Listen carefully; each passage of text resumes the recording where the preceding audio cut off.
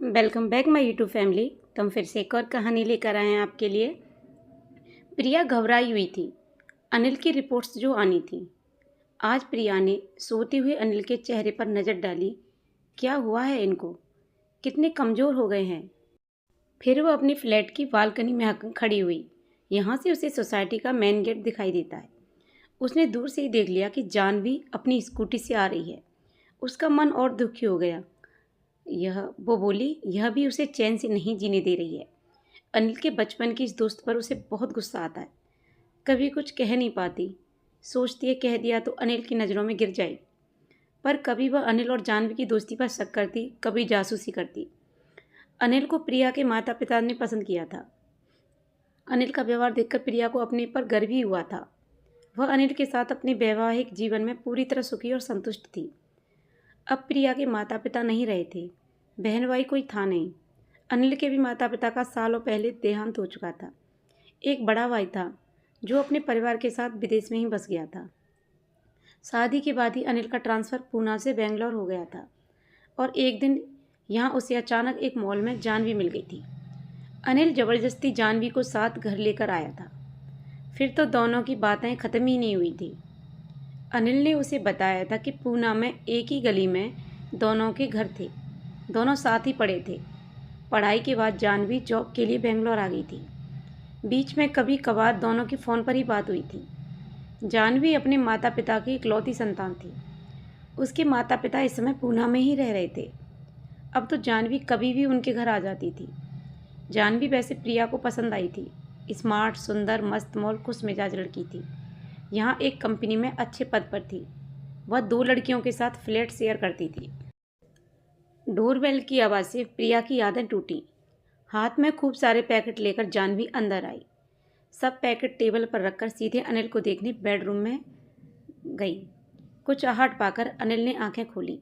जानवी बोली, कैसे हो अनिल? अनिल बोला, ठीक हूँ। वो बोली, कुछ नाश्ता लेती हुई आई हूँ, सब खाते हैं।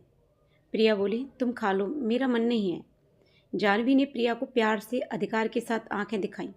चुपचाप खा लो, अभी तुम्हारा बेटा भी स्कूल से आने वाला होगा, फिर उसकी सेवा में लग जाओगी। चलो अब शांति से बैठकर कुछ खा लो। प्रिया अब मना नहीं कर पाई। वह अनिल के लिए फल काट कर लाई और अपने दोनों के लिए चाय। अनिल ने एक टुकड़ा ही खाया था कि फिर उसके पेट में तेज दर्द उठा। वह पसीने पसीने हो गया।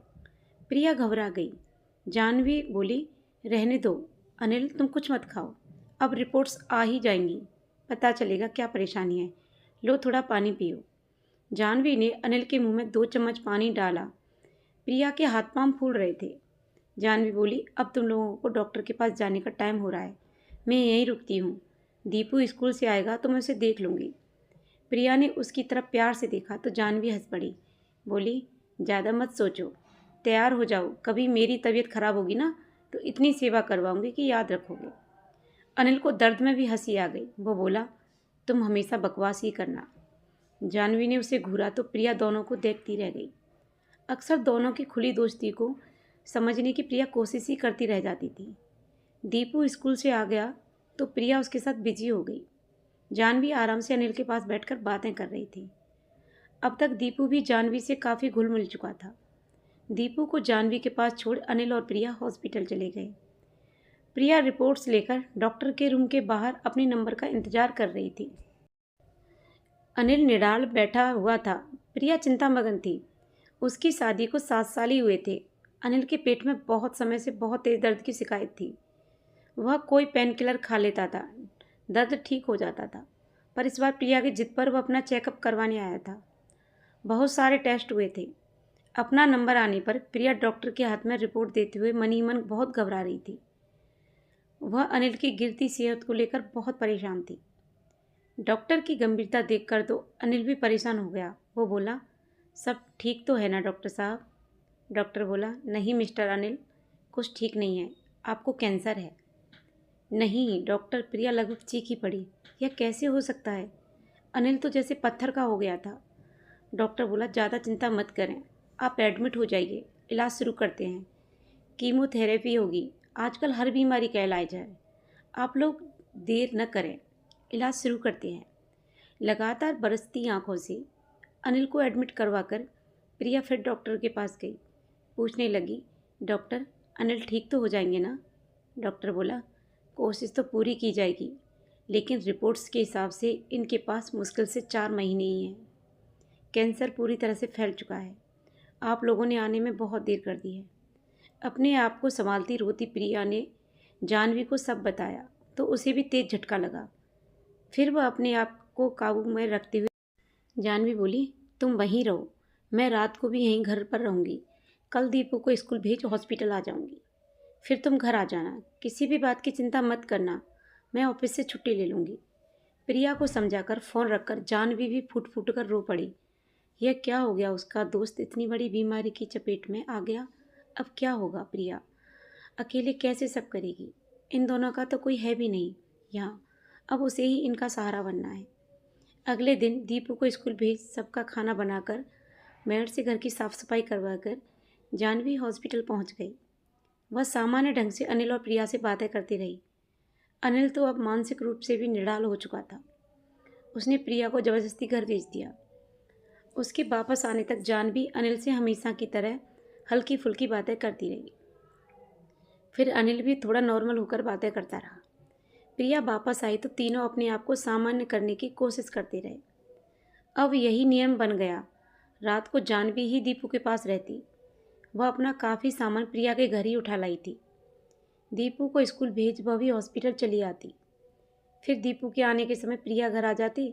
उसके साथ कुछ समय बिताकर रात को फिर अनिल के पास चली जाती। 1 हफ्ता अनिल हॉस्पिटल में रहा। कीमो का पहला सेशन अनिल के लिए बहुत दुख भरा रहा। अनिल का दुख देखकर प्रिया तड़प जाती, आंखें हर पल भींगी रहती। 1 हफ्ते बाद डॉक्टर ने कहा, अब ये घर जा सकते हैं। इलाज तो चलता रहेगा, इन्हें हर हफ्ते कीमोथेरेपी के लिए आना है। बहुत सारे निर्देशों के साथ तीनों घर लौट आए। जानवी ने ही अनिल के ऑफिस फ़ोन कर सबको जानकारी दे दी। सबको सुनकर धक्का लगा।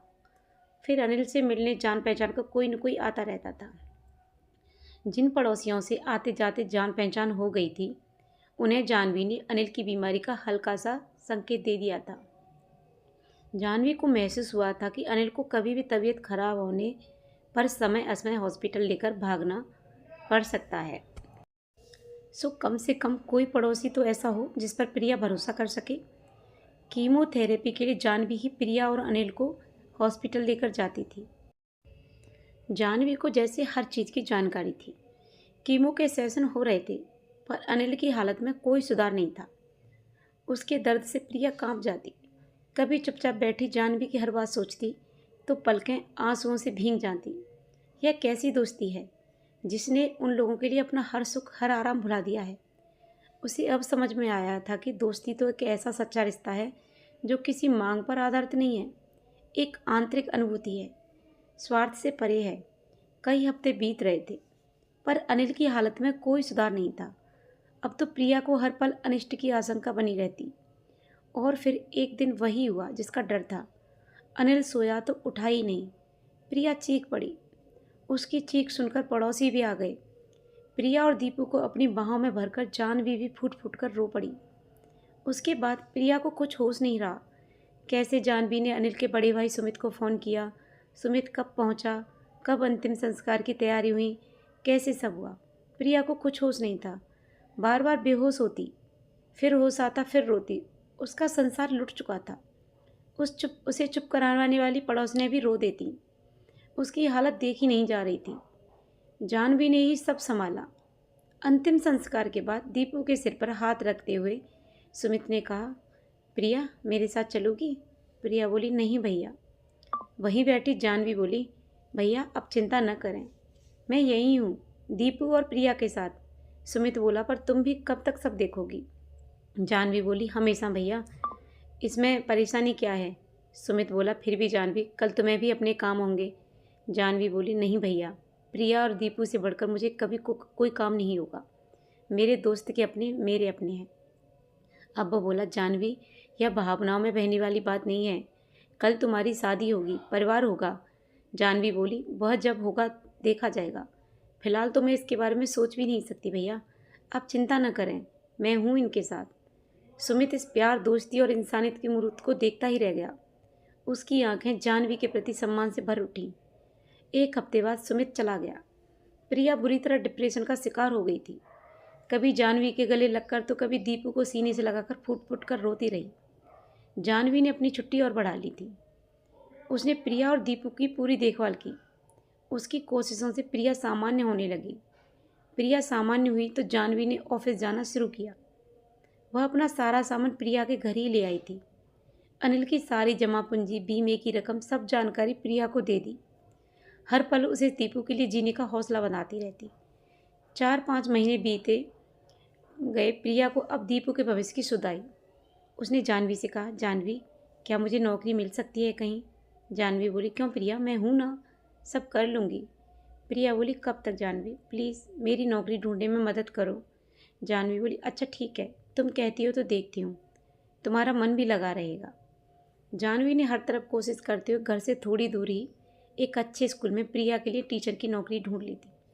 मुस्कुराते हुए जाह्नवी बोली, यह स्कूल घर के पास भी है, दीपू का एडमिशन भी यहीं करवा लेंगे, दोनों माँ बेटा साथ आना जाना, खुश?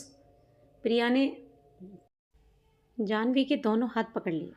जाह्नवी, कुदरत ने शायद तुम्हें मेरे लिए ही भेजा था, तुम्हारा एहसान, मैं कहते कहते प्रिया का गला भर गया। जाह्नवी बोली, चलो, तुम्हें मेरी कुछ तो कदर है। एक नालायक से दोस्ती की, वह तो छोड़कर चला गया। कहकर मुस्कुराने की कोशिश करते करते भी जाह्नवी का गला रुक गया। दोनों एक दूसरे के गले लगकर रो पड़ी। आज प्रिया के दिल में जाह्नवी के लिए प्यार ही प्यार था। सारे संदेह शंका निर्मूल साबित हुए थे। अपने मन के सारे संदेह पर वह दिल से शर्मिंदा थी। अनिल तो हमेशा के लिए चला गया था, पर वह ऐसी दोस्त दे गया था जो प्रिया के प्राण का हिस्सा बन चुकी थी।